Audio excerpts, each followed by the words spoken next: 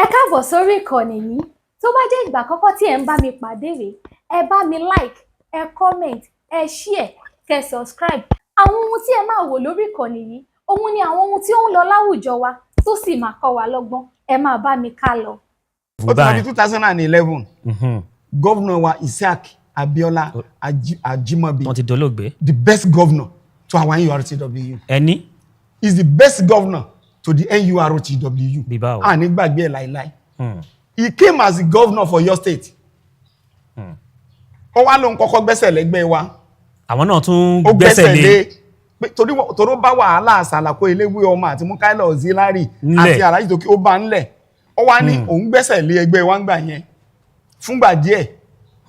Ó ní àwọn ó pè wá kí ni ń dá wàhálà lẹ̀ láàrin yín. That is why mo sì pé is the best governor. Tí ẹ̀mí fi ń sọnù nílùú. Tẹ́mi fi ń sọnù nílùú. Ó lóun ò fẹ́rú ẹ̀ mọ́ ní tòun. Àwọn jẹ́ kó yé wa wípé àwọn ò lágbára láti pa ẹgbẹ́ wa mọ́lẹ̀. Wọ́n sọ bẹ́ẹ̀. Ó sọ bẹ́ẹ̀. Wọ́n ní ṣùgbọ́n òun ó pè wá kí ló ń dá wàhálà lẹ̀ láàrin wa. Ṣé bí àtijọ́ àti mú yín náà ni? Àwọn ò tó ẹgbẹ́ yín fún yín ni. Ìgbà tán dẹ̀ fẹ́ tó gómìnà ò bá wa tó ẹgbẹ́ wa. Ó ránṣẹ́ pé president wa ni. Ta ni Alhaji Najimdi Yasin. Ó ránṣẹ́ pé ká bá wọn ní secretariat kí lẹ ń fẹ́ lórí ẹgbẹ́ yín. Àwọn ìjọba àwọn òun ò fẹ́ wàhálà kankan o. Ẹ tó ẹgbẹ́ yín. Àti Abuja náà ti wá tó ẹgbẹ́ wa fún wa. Àwọn olówó à ń bẹ nígbà tán tó já wọn. Thank you very much. Nígbà yẹn lọ́hùn wọ́n ní bàbá wa Alhaji láti Toki Akínsọlá Ajimobi ní bàbá ẹ lọ sinmi ẹ ti dàgbà ṣùgbọ́n àwọn fún yín ní ààyè láti jẹ́ pé kó jẹ́ pẹ́yìn lè fa àyàn kalẹ̀. Alhaji Toki wá fa Alhaji Taofik Oyèrìndé Fẹ́lẹ́ wọ́n wá fa kalẹ̀. Tí bàwọn èèyàn mọ̀ sí Fẹ́lẹ́. Láwọn èèyàn mọ̀ sí Fẹ́lẹ́. Toki ló fa Fẹ́lẹ́ kalẹ̀. So ìgbà tí wọ́n ti fa Fẹ́lẹ́ kalẹ̀ most of all my seniors tó jókòó ń bí ṣe tẹ́mi bá sọ pé senior mi làwọn èèyàn ẹ má jẹ́ kí n sọ ti Fẹ́lẹ́ ọ̀nà wa tún jìn síra wa. So àwọn bàbá ìwà wò wípé ó dà sí Fẹ́lẹ́ ní Toki ó fà kalẹ̀ ẹ jẹ́ gbowó support ẹ̀ kálàfẹ́ ò lè ṣe kíní ó lè jọba àfẹ́ wàhálà mọ̀ wọ́n sí wàhálà wa bá ti ṣẹlẹ̀ kò common kó jẹ́ pé àwa tá a jẹ́ union gangan ní jàǹbá máa ń ṣe àwọn aráàlú ní jàǹbá máa ń ṣe àwọn èèyàn wa jókòó wọ́n ronú àwọn àgbàlagbà wọ́n sì tún ń bẹ ní jókòó lénìí kí ló dé NURTW lónìí NURTW lọ́la. Àmàdá àǹtí gbogbo ẹ̀ àwọn tí ò dá kan mọ̀ ní ó forí kó. Ní ó forí kó àfẹ́rú ẹ̀ mọ̀nú ẹgbẹ́ wa. Ajimobi wa pé president wa Alhaji Najimdi Yasin wọ́n wá tó ẹgbẹ́ yẹn fún wa. Nígbà yẹn mo wá di first vice state chairman. Mo tún wá control Akínyẹlé yẹn padà again ṣàkóso ẹ̀mẹ́ta. Bẹ́ẹ̀ni. Mo tún wá control Akínyẹlé yẹn padà. Mo jẹ́ branch chairman lẹ́lẹ́kẹta ní Akínyẹlé ní 2011 to 2015. Mo wá jẹ́ first vice chairman fún Alhaji Taofik Oyèrìndé Fẹ́lẹ́. Ní ọdún mẹ́rin àkọ́kọ́ Fẹ́lẹ́ èyí gbọ́dọ̀ sọ wípé NURTW ń bẹ láàrin ìlú. Nípa bí àlàáfíà ṣe jọba tí ò sí wàhálà kankan pẹ̀lú ìsọwọ́sowọ́pọ̀ gbogbo àwọn àgbàlagbà pé àfẹ́ wàhálà mọ́. So tí nǹkan kan bá ń ṣẹlẹ̀ láàrin ara wa dípò ká máa búra wa orí ẹ̀fọ́ orí ẹ̀yà á pera wa sínú ilé ni á dẹ̀ yanjú ẹ̀ ìwọ dúró báyìí ìwọ dúró báyìí ìwọ dúró báyìí. Ọlọ́run dẹ̀ fún Fẹ́lẹ́ sí ní ọdún mẹ́rin yẹn. Ó tún wá padà sí ọdún mẹ́rin ẹlẹ́ẹ̀kejì gẹ́gẹ́ bí mo ṣe ṣàlàyé fún yín torí pé ó ṣe dáadáa. Ẹ̀yin ọmọ ẹgbẹ́ tún ní. Ìwọ náà ni kó tún máa bá lọ. Ẹni tó jẹ́ deputy ńgbà yẹn ó jáde láyé. Ṣẹ̀kún mo sọ pé mi ni first vice. Bẹ́ẹ̀ni. N tó fi wá dẹ̀ sọ pé in the absence of the state chairman the deputy state chairman should move to the city. Tí ó bá sí deputy mọ́ first vice ló máa move síbẹ̀ bó fi wá ṣe sọ nìyẹn. Tí vice vice ó bá sí ńlé mọ́ a máa ní tó vice bíi mẹ́ta. Bá ṣe máa ń sún nìyẹn. Ẹ̀rọ nígbà tí mo fẹ́ introduce àwọn èèyàn mo introduce vice ju treasurer lọ. Bẹ́ẹ̀ni. So mo sún from the first vice to the deputy state chairman lábẹ́ Fẹ́lẹ́. Àwa jọ ṣèjọba yẹn títẹ́ ní Fẹ́lẹ́ tó fi wá sí òpin. Ìgbà tí gọ́fúnà wa Ajimobi tọdún mẹ́jọ ẹ̀ pé ọdún mẹ́jọ Fẹ́lẹ́ náà pé NURTW wà peaceful àlàáfíà wà nílùú eku ń ké bí eku ẹyẹ ń ké bí ẹyẹ. Ṣùgbọ́n gọ́fúnà tó dé padà tó gbàjọba lọ́wọ́ Ajimobi òun gọ́vnà wa tó wà lóde lónìí gọ́vnà Ṣèyí Mákindé. ká tó débẹ̀. Yes sir. Pàtẹ́mi ṣe ìwádìí mo rí pé lára ẹni tó ṣe ìjọba pẹ̀lú Alhaji Lateef Salako Eléré Ọmọngbà ìyẹn auxiliary ní 2011 ẹgbẹ́ sọ pé bóyá kan lọ rọ́ọ̀kù kí ló ṣẹlẹ̀ kí ló. Thank you. ẹ rí i pé mo sọ fún yín pé wọ́n dìtẹ̀ gbàjọba ni Auxiliary ní gbogbo ìgbà yẹn kò ń sọ ọmọ ẹgbẹ́ URTW mọ́ wọ́n ti expel ẹ̀ from Abuja due to some àwọn ìwà tí ò bá ẹgbẹ́ mu. ìbá o. ṣe rí ẹ má jẹ́ kí n lọ lórí ibẹ̀ yẹn nítorí pé condition tó wà lẹ́nìí ṣe ń gẹ́tì mi agbọ̀rọ̀ tó máa sọ̀rọ̀ àwọn nǹkan tó ti ṣẹlẹ̀. bí àtẹ̀yàn kàn mọ́ ẹ̀ṣẹ̀ èèyàn. ní omi ìfẹ́ lọ lórí ẹ̀ but it's an expelled member of NURTW títí di bá ṣe ń sọ lónìí títí di ilẹ̀ tó mọ́ lónìí. ṣé láti òkè ni àbí ní state? látòkè ni wọ́n ti expel ẹ̀. Okay. So it's an expelled member of NURTW. Okay, yeah. So tí Alhaji Fẹ́lẹ́.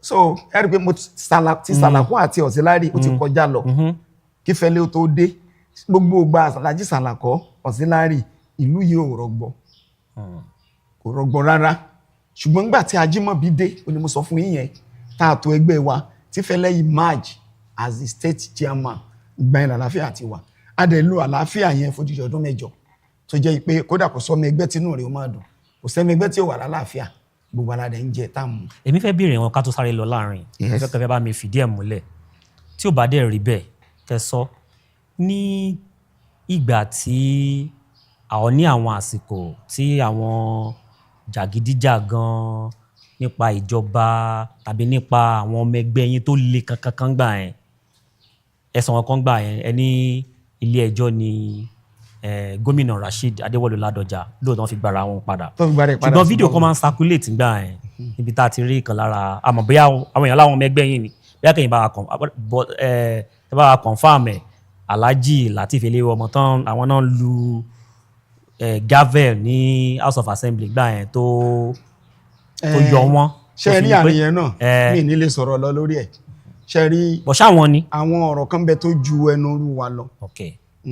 Ṣe mọ̀ pé nígbà yẹn lọ́hùn bàbá wa Adédùbú ṣe pé ògúnnágbòǹgbònú ẹgbẹ́ olóṣèlú ni bàbá wa Rasheed Ládọjà àwọn jẹ́ gómìnà so ohun tó tẹ̀lé láàrin wọn gbà náà òun kálukú ló ń wá ìjọ agbára náà jọ fi hàn ra wọn nígbà yẹn bẹ́ẹ̀ Sàlàkọ́ ló lùkì nígbà yẹn àbó nǹkan èmi ò tiẹ̀ mọ̀ tí mo fẹ́ jẹ́ kẹ́ ìyànnà náà. ṣùgbọ́n n tó ṣẹlẹ̀ nígbà yẹn láàrin Ládọjà àtàdédùbú ni kì í ṣe láàrin kì í ṣe pé èyí kàn jẹ́ bí irinṣẹ́ lásán ni nílò lára tí. kò sí ní tó kà wá union bẹ́ẹ̀ gbà yẹn. ní national jẹ́ ká wo national ní national NURTW national ibo lẹ́yìn fìsì lẹ́lẹ́jọ́ mẹ́ta yìí àrẹ́pẹ́ ní olúlé ẹgbẹ́ yín l'Àbújá alága tẹ́lẹ̀ wọ́n lọ bẹ̀ ṣé ẹ̀yin àti àjọṣepọ̀ wà tó gúnmọ́ wà láàrin ẹ̀yin àti MC Oluomo. ẹ ṣe gan ṣe ẹ̀rí pé mo sì ń bá yín sọ̀rọ̀ bọ́ látàárọ̀ ẹ̀rí pé mo sọ pé mo sì ń sọ̀rọ̀ ẹ̀rí pé amòfin ni àwa táwa wà ní ìpínlẹ̀ Ọ̀yọ́ ń bí nítòfin bá dẹ̀ sọ làwa máa tẹ̀lé. MC Oluomo is not the president of NURTW according to the constitution of. ẹ sọ authoritatively. Authoritatively, yes. He's an illegal president. Nobody voted for him. Baruwa is the national president of NURTW. Baruwa ó ti lò ọdún 4 àkọ́kọ́. Ẹ mo sọ fún yín pé we have right to use 2 tenure. Second tenure Baruwa tẹ́ bá jẹ́ president wa tẹ́ fẹ́ so tenure àkọ́kọ́ tó bá di tẹ́ bá ti lò ọdún 3 ọdún kan tó kù tẹ́ máa lò tó fi máa pọ́dún 4 lẹ fi máa arrange lẹ fi máa ṣe election ẹ fi máa ṣe process bí ìjọba tó ń bọ̀ ní in the next your 4 years ìjọba míì tó máa wọlé ẹ̀yin lẹ máa ṣe processing rẹ̀ bó ti jẹ́ pé bàbá wa Tinubu òun ló ń ṣe processing bí ìjọba míì ó ṣe wáyé báwa náà ṣe bí NURTW ṣe rí ni ẹ̀ because we are not state ẹ̀rí pé wọ́n ní National Union of Road Transport wọn ò pè wá ní state national wọn ò sọ bẹ́ẹ̀ National Union of Road Transport Workers headquarter wà l'Abuja. Baruwa ni president ìgbà tó kù ọdún kan tí ìjọba tó ń ṣe lọ́wọ́ máa kó gbá sílé according to the constitution gbogbo òfin ni ó dẹ̀ bẹ̀rẹ̀ processing tí n bá fẹ́ bá dupò nígbà yẹn màá jáde síta pé èmi náà fẹ́ ṣe president mo rò pé gẹ́ẹ̀tì mi nísìn and then nígbà yẹn à ń sọ̀nù president wa ni Southwest ń bí ni president wà ọmọ Ogun State dẹ̀ ní Baruwa ṣẹpọ̀ ọmọ South West ní ló fi dìbò wọlé ní first 10 years ìgbà tí ó dẹ̀ kọdún kan ó dẹ̀ bẹ̀rẹ̀ processing báwo la ṣe máa sáà kejì ó dẹ̀ gbé kinní ilẹ̀ whoever tó bá mọ̀ pé òun fẹ́ contest pẹ̀lú òun ní South West ń bí kó jáde I'm in position láti sọ pé mo fẹ́ ṣe president mi ò jáde tó bá wù mí this MC Oluomo during the time tá ń sọ̀rọ̀ yìí he was in park managing system in Lagos by then tó ti fa ID card national union tó ti fa ya tó lòun ò ṣe national union mọ́ sẹ́ni tí ò sí nípa ẹ̀ ní union só lè mọ bá wa mọ nǹkan tá à ń ṣe àdẹ́sẹ̀ election àní odù mẹ́sàn-án a máa ṣe oríṣiríṣi meeting national delegate conference náà kíní kan oríṣiríṣi meeting a máa gbé káàkiri gbogbo Nàìjíríà ni a lọ Kánò lọ ṣe meeting a ṣe l'Óṣogbo a ṣe ní Naibawa Nasarawa a ṣe ní everywhere kó tó di pé a wá ṣe election tí Baruwa dẹ̀ emerge for the second term. ṣé wọ́n abúra fún wọn? Abúra fún now. I'm also a part of executive. Mo gbapò tí national trustee èmi àti state chairman nù Èkìtì lájọ contest. Ẹ̀yin dẹ̀ wọlé. Mo dẹ̀ wọlé. A dẹ̀ búra a lọ ṣe búra ní Nasarawa. Baruwa dẹ̀ wọlé abúra fún agbádá láwọ̀ abúra níjọ́ Friday ká dẹ̀ lọ bẹ̀rẹ̀ iṣẹ́ ní ọjọ́ Monday. The former national president wa Alhaji Najimudeen Yasin gbogbo wàhálà tá ń fà ẹgbẹ́ ya TW lónìí lókè òun ló wà nídìí ẹ̀. Dìbáwọ̀. Ẹ ṣe òun ló lọ gbé àgbẹ̀dẹ dìde wípé kágbẹ̀dẹ lọ overthrow office àárọ̀ Monday tó yẹ ká lọ bẹ̀rẹ̀ iṣẹ́ lọ́fíìsì làgbẹ̀dẹ lọ overthrow office. Tàlàgbẹ̀dẹ. Alhaji Tajudeen Badiru former state chairman of Lagos State tó náà dẹ̀ jẹ́ ọ̀kan lára àwọn national officer lábẹ́ Baruwa kọ̀dẹ̀ gbápò tí wọ́n fẹ́ contest pẹ̀lú Baruwa. Báwo ló ṣe wá rọrùn fáwọn tí wọ́n dìbò láti. Ara nǹkan tá à ń sọ náà nìyẹn pé legality ọ̀pọ̀ ní legality. Kí náà báwo náà ṣe achieve ẹ̀ ṣé wọ́n kó àwọn ọlọ́pàá wọ́n lẹ́yìn tẹ́ dìbò wọlé kúrò ńbẹ̀ ni àbí báwo. ṣe ń pé òṣèlú wọ́n lọ parọ́ mọ́ Baruwa wọ́n lọ gbé àwọn kan dìde ní villa wípé Baruwa ò kì í ṣe APC whereas Baruwa is APC. Ṣé dandan ní kí Baruwa jẹ́ APC? Ṣé dandan kó jẹ́ APC ni? Èmi ń béèrè ni o. Bó ṣe rí nìyẹn náà bẹ́ẹ̀ ṣe ń béèrè náà ló yẹ kó rí náà ṣùgbọ́n already ẹni tán ní kì í wá sí APC gangan wá ni. Àwa tá à ń sọ̀rọ̀ yìí gan ọ̀rọ̀ òṣèlú ò jẹ́ ká ń tọrọ wa ń sọ lọ́wọ́lọ́wọ́ Ọ̀yọ́ state kò yẹ ká lè sọ wípé ẹgbẹ́ báyìí lè fi sí o. Ṣùgbọ́n kálukú ló mọ ẹgbẹ́ tó fi sí. Bàbá tí a ní fi sí bí kan tí ń gbẹ ẹgbẹ́ kan dé tó gba ìjẹ lẹ́nu wa fọ́dún méje tí ó gbé yẹn wá ń kú dànù tí gbogbo wa táwa kọ́lọ̀ má jẹ́ ká tọrọ jẹ ṣé lẹ́yìn dẹ́rù palẹ̀ irú ẹgbẹ́ yẹn láwàá lọ ẹ sọ fún mi ṣé irú ẹgbẹ́ yẹn lá lọ ṣe ọdún méje kéèyàn dẹ̀ mọ̀ wẹ́yìn wò irú ẹ̀ṣẹ̀ wo la ṣẹ̀ wọ́n gan tó bẹ̀ àpá wọn lọ́mọ àpá Ṣèyí Mákindé lọ́mọ àṣọ pé kó má ṣe ìjọba rẹ̀ ẹ̀pá gómìnà Ṣèyí Mákindé ẹ̀kọ́ rẹ̀ tì nílẹ̀ ọlọ́lá jùlọ gómìnà Ṣèyí Mákindé ọlọ́lá jùlọ gómìnà Ṣèyí Mákindé àpá wọn lọ́mọ náà àdẹ̀bà election wọn jẹ́ àdẹ̀ nìkan má ṣe ìjọba wọn irú ẹ̀ṣẹ̀ wo gangan lẹ́yìn RCW wá ṣẹ̀wọ̀n fódìdí ọdún méje. Àwọn náà ń gbọ́ báyìí àkọ́ máa gbọ́nà lọ́dá o ṣé tó ń pawó allocation tó ń pawó gáràjì mọ́ allocation ìjọba ni.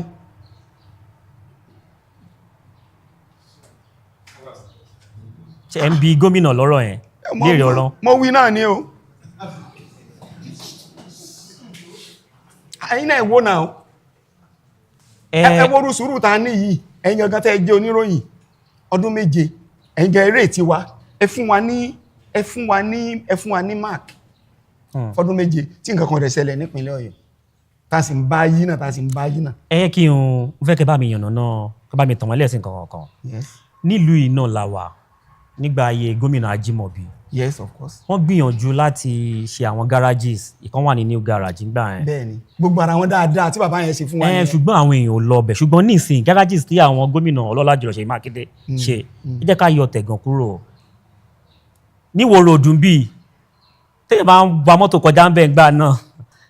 Mo ń gbọ́ yín. Báwo náà ṣe rí ṣe yìí náà lẹ parapọ̀ lẹ fi bá wọn ṣe tó fi ṣàṣeyọrí bẹ́ẹ̀ yẹn. Ṣé wọ́n ti gba iṣẹ́ lọ́wọ́ tiwa, wọ́n ti gbàjọba lọ́wọ́ wa, wọn ò lè pè wá. Tán bá pè wá, ẹni ìjọba tó bá fẹ́ ṣe nǹkan kan tó máa jẹ mọ́ onímọ́tò láti even látàyè bàbá Lam, even látàyè bàbá Kọ́lápọ̀ Ìṣọ̀lá, wọ́n máa ń invite àwọn olórí ẹgbẹ́ URTW, wọ́n sọ pé àwọn fẹ́ ṣe nǹkan báyìí o, àwa náà máa fún wọn ní, àwọn ọ̀gá máa fún wọn ní ìmọ̀ràn. Ṣé lórí ilé ìtàn ṣe yìí èmi ò mọ nǹkan kan lórí ẹ̀, mi ò lè sọ pé ìbéèrè kan ló sọ sí mi níkùn sí. Torí pé àwọn ò mọ̀ ń pa rẹ̀, wọn ò dẹ̀ pè wá sí. Àwọn onímọ́tò la dẹ̀ ní gáràjì, àwa la lò. So wọn ò dẹ̀ pè wá, so kí ni mo fẹ́ sọ lórí ẹ̀? Ìbéèrè kan sọ sí mi níkùn sí. Yes. Tẹ́lẹ̀ à ń wò pé bóyá torí pé Alhaji Lamidi Mukaila táwọn èèyàn wọn ti auxiliary wọn láwọn làwọn ṣiṣẹ́ fún wọn. Alhaji Lamidi Mukaila auxiliary ò sí bẹ́ẹ̀ mọ́ ní ìsìn. Ìtọ́lẹ́ni tó wà níbi park management system yẹn. So kò tẹ́mi fẹ́ sọ ni pé ó súnmọ́ kó mọ̀ jẹ́ pé bóyá gómìnà náà nídìí kan pàtàkì kan tán fi ṣe but bóyá tí wọ́n ti sọ síta bóyá tẹ bá rawọ́ ẹ̀bẹ̀ wọn sí wọn tẹ gbìyànjú àti lọ bá wọn ó súnmọ́ kán wò ó. Èmi kàn wò pé kò ń ṣe bóyá torí Alhaji Mukaila auxiliary ni wọ́n ṣe. Ẹjẹ́ tó sọ kíní kan fún yín tẹ̀ tó gbọ́. Ìgbà tán fẹ́ dìbò ẹlẹ́ẹ̀kejì tán wọlé yìí, èmi àti gómìnà jọ sọ̀rọ̀ báyìí, ọlọ́lá jùlọ Ṣèyí Mákindé a jọ sọ̀rọ̀ báyìí lórí fóònù tí wọ́n ní ká support àwọn ní 2023 tán tún ṣe lọ́wọ́ yìí. Wọ́n bá mi sọ̀rọ̀ báyìí ní àtẹ́sẹ́lẹ́nsì a jọ sọ̀rọ̀, wọ́n pè mí through ẹnìkan, mi fẹ́ dárúkọ ẹnìyẹn. Wọ́n dẹ̀ promise nígbà yẹn wípé ká support àwọn pé àwọn máa correct àwọn nǹkan tó ti ṣẹlẹ̀ kọjá lọ. Inú gbogbo wa dẹ̀ tó dùn. Bá a ṣe tún síkò lẹ́yìn ẹni tá a rò pé a dìbò fún nìyẹn, a tún lọ dìbò fún ẹ má jẹun ṣe léyìn. My consent ọlá pé o talẹ̀ náà tẹ rò pé ẹ fẹ́ dìbò fún gbà náà. Ẹ má wọrí. Ó dà ẹ máa gbọ́ sà olóòtú tí n bá gbóúnjẹ àárọ̀ lẹ́nu yín tí mo gbà tọ̀sán tí mo gbà talẹ́, ṣé mo lè sọ pé mo bímọ kẹwàá jókòó ń bí ọlọ́mọ mi ṣé wà bẹ́ẹ̀? Kò ní fẹ́ rọrùn. Kò ní rọrùn náà bọ́ tí n bá bẹ̀ yìí tí n bá ní gbogbo àṣẹ tí mo ṣe sí yín màá ṣàtúnṣe lórí ẹ̀, mo bímọ o, mo fẹ́ kẹwàá yẹ mi sí sẹ́ẹ̀ ní wá. Gẹ́gẹ́ bí ọmọlúàbí. Gẹ́gẹ́ bí ọmọlúàbí sẹ́ẹ̀ ní wá. Bó ṣe rí nù. Gọ́fúnà bá mi sọ̀rọ̀ báyìí fúnra ara wọn, gọ́fúnà Ṣèyí Mákindé bá mi sọ̀rọ̀ fúnra ara wọn.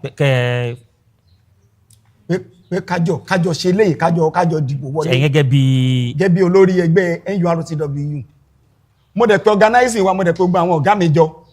Excellence pè mí o, kìí ṣe pé mo pè wọ́n, àwọn náà wà bẹ́ẹ̀ ìjọ tí wọ́n pè mí. Torí bí kan la wa ẹnìkan ló pè wá fún wọn. Ẹnìkan mi fẹ́ dárúkọ ló pè mí pé èjì ògbà fẹ́ rí yín. Mo dẹ̀ káwọn ọ̀gá mi lẹ́yìn adẹ̀ lọ. Ẹni ẹ̀dẹ̀ bá mi sọ̀rọ̀ pé àwọn fẹ́ ká ṣiṣẹ́ fún Ṣèyí Mákindé. Mo ní láíláí kò sí ń tọ́jọ́ nǹkan ẹni ẹni ẹ gbọ́dọ̀ ṣe ni. Kò sí kìíní kan. Ẹ sì lè kọ̀rọ̀ sẹ́ni yẹn lẹ́nu. Ẹni ẹ̀dẹ̀ pè wọ́n dẹ̀ gbé fóònù fún mi, wọ́n dẹ̀ gbé fún mi. Àti gbọ́dọ̀ kọ̀rọ̀ sẹ́ni yẹn lẹ́nu. Ẹni yẹn tí mo tún sọ tán bá tún gbọ́ lẹ́ni, Ọlọ́run máa lékún kàrámà wọn. Èèyàn pàtàkì ni wọ́n láàrin ìlú Ìbàdàn. Wọ́n dẹ̀ bá mi sọ̀rọ̀, adẹ̀jọ sọ̀rọ̀. Èmi àtàwọn ọ̀gá mi adẹ̀wà bí àwa jókòó, kí la fẹ́ ṣe báyìí? Gómìnà sọ fún yín pé wọ́n náà máa correct gbogbo kíní ẹ̀pọ̀n máa dá wa padà. Adẹ̀ ní organizing tó dáa. Ó yá, mú fóònù ẹ̀yìn sí. La bá ń pe gbogbo Òkè Ògùn, Ọ̀yọ́, Ògbómọ̀ṣọ́. Ibi tá a fẹ́ lọ tẹ́lẹ̀ o, àlọ́ bẹ̀ mọ́ o. Bí ìlà tó ń lọ o, ọ̀pọ̀lọpọ̀ àwọn èèyàn kíní kan dẹ̀ ń bẹnu ẹgbẹ́ tẹ́ ń wò yìí. Tá a bá pè ń Ìbàdàn lónìí, àwọn tó wà l'Ógbómọ̀ṣọ́. Pé ń tá a fẹ́ nìyí o, wọ́n ń ṣe lọ náà ni. Àìjára wáyàn, ọ̀pá kan só lẹ́yìn URTW. Ti fi dàgbà màálù. Àkàrẹ́ rẹ̀ tí ó sọ wípé, ọ̀gá, ṣé nǹkan ó sì ṣe ń yìí? Ṣé àti jẹ wáyé ò ní jẹ wá mọ́? Wọn ò béèrè kọjá yẹn. A dẹ̀ sọ fún pé, gómìnà wọn lọ́lá jùlọ Ṣèyí Mákindé o, ó ti ṣàdéhùn fún apó òun ó dàṣẹ́ wá padà fún wa o. Lóòótọ́, nígbà tán dẹ̀ wọlé lóòótọ́.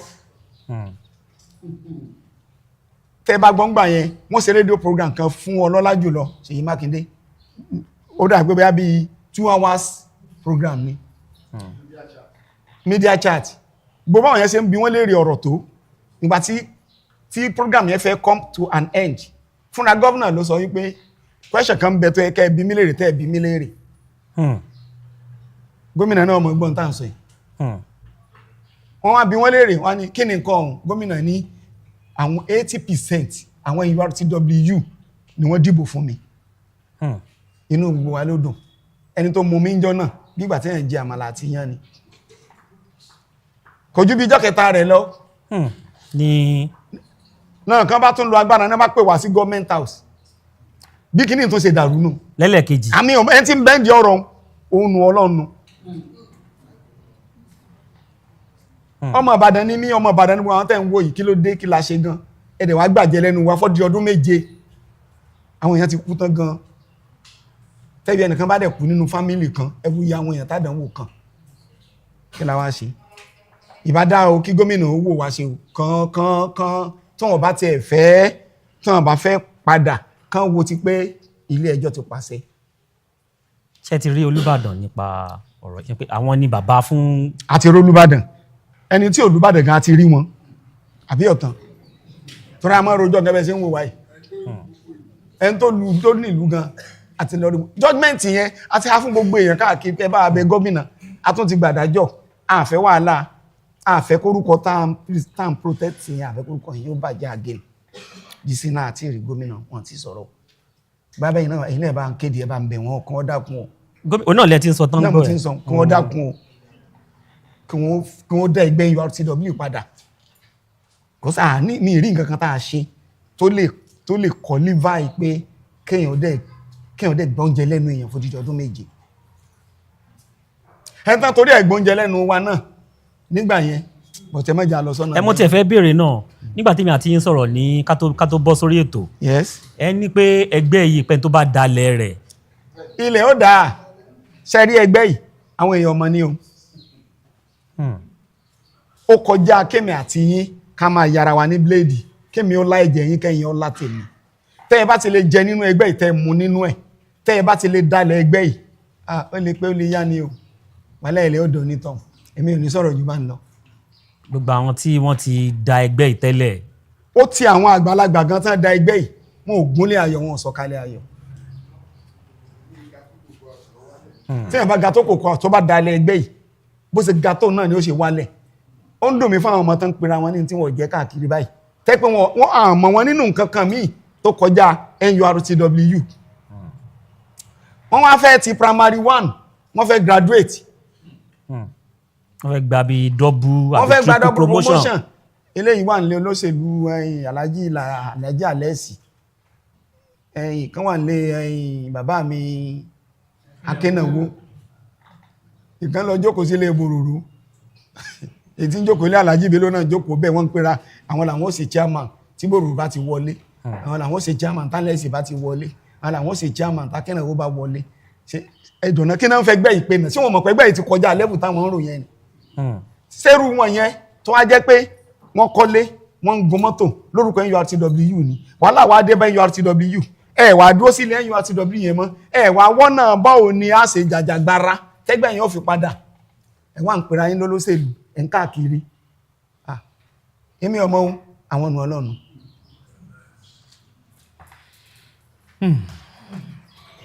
ṣó ní nǹkan mi tẹ̀tún fẹ́ bí a ká fi káàdì ètò ilẹ̀. ẹ bá nìkan mi tẹ̀tún fi mílèrè mo wà ní déédéé o bó tí ọba ti sí mọ́ ní tí mo fẹ́ sọ kọ́lọ́ má jẹ́ ká sọ àsọgbẹ̀yìn ẹ gbogbo wa di ọlọ́run ní wa ọlọ́run má kánjú pa wá báyìí àárẹ̀ tí ò ní gbógun kò ní ṣe ẹ̀yìn èèyàn mi àwọn tẹ́ ń wò yìí níwọ̀nba àwọn tó ń tán a rí pè ní o àwọn tó tán ti wọ́n náà ti jẹ lọ wọ́n ti lọ kálá bá pe Ọ̀yọ́ àpè Ṣakí àpò Ògbómọ̀ṣọ́ ni ẹ̀bá mọ̀ ẹ̀tàwọ́ àwọn tí wọ́n rówó wọkọ̀ wá bí ni ẹlòmíì òrówó tí ó fi jẹun ìyàwó ẹlòmíì ti lọ ayíhun náà tó gómìnà wo kán ti ẹ̀wẹ̀ yìí wo náà.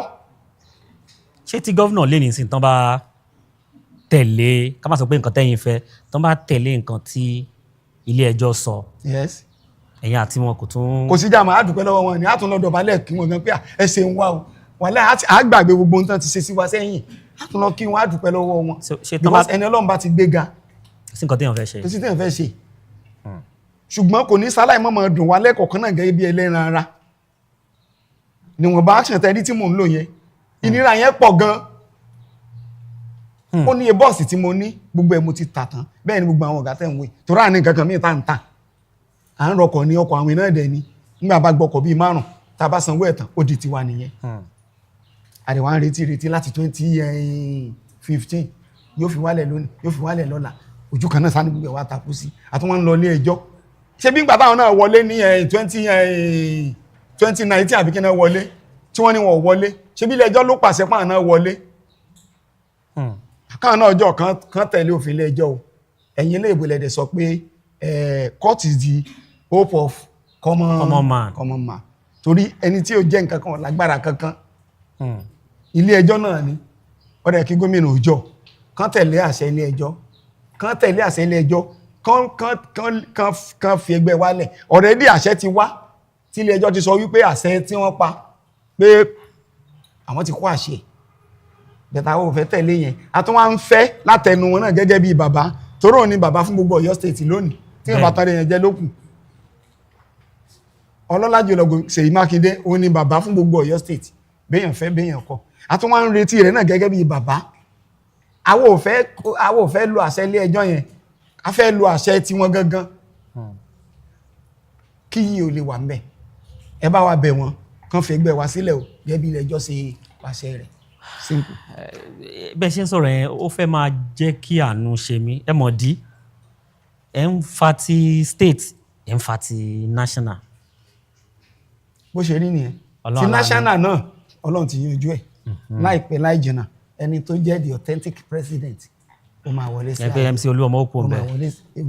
àlẹ́ MC Oluomo yẹn ṣe president wa ẹ̀gbọ́n tí mò ń sọ ni kí gbogbo ayé máa gbọ́ ọ̀nà ó ti kú ọ̀bẹ already níbi tí Ọ̀yọ́ state tán bá ń sọ̀rọ̀ national union ní south west orí inú national union ni yìí Ọ̀yọ́ state ń bí ní àwọn ò kì í ṣojo àdẹ̀ní tẹ̀lé tí ò bófin mu báwọn lẹni tá dìbò fún ṣe lè lọ já ọ́fíìsì tí ó sọ pé ò ní pírẹsidẹ́ǹtì pé ẹ̀yin bàbá ló ní kí n lọ jókòó bẹ̀. bàbá. bàbá.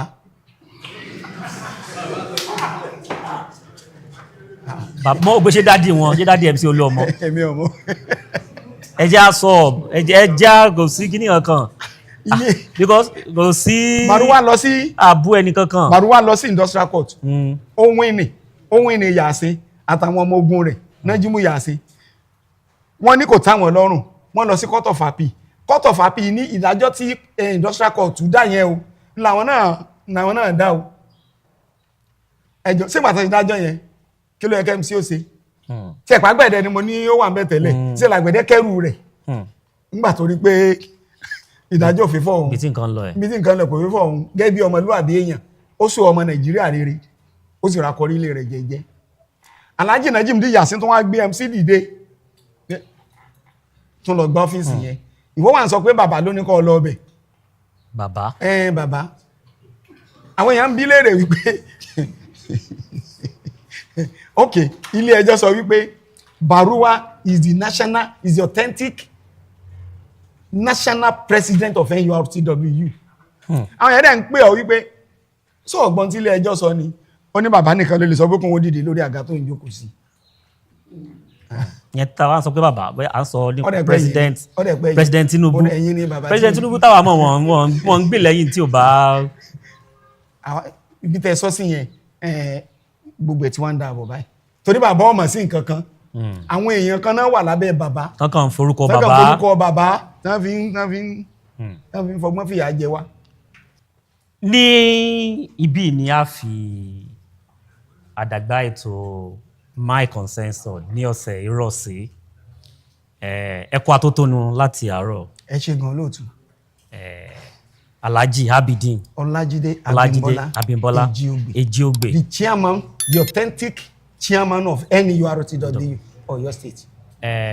mo mọ̀ pé gómìnà ọlọ́lá jùlọ Olúṣèyí Mákindé mo mọ̀ pé àwọn náà ti ń gbọ́ gbogbo nǹkan tẹ́ ẹ sọ gómìnà táwa dẹ̀ mọ̀ gómìnà tí mo ń pa òfin mọ́ ni gómìnà tí ó nífẹ̀ẹ́ àlàáfíà ìlú ni mo mọ̀ pé àwọn náà ti gbọ́ báyìí ẹ̀yin olùwòran ní ibi láàfin àdàgbà ètò sí nígbà tí ó tún bá tún fi di ọjọ́ míì ní ọ̀sẹ̀ tó ń bọ̀ tí a ó tún mú àlejò míì wá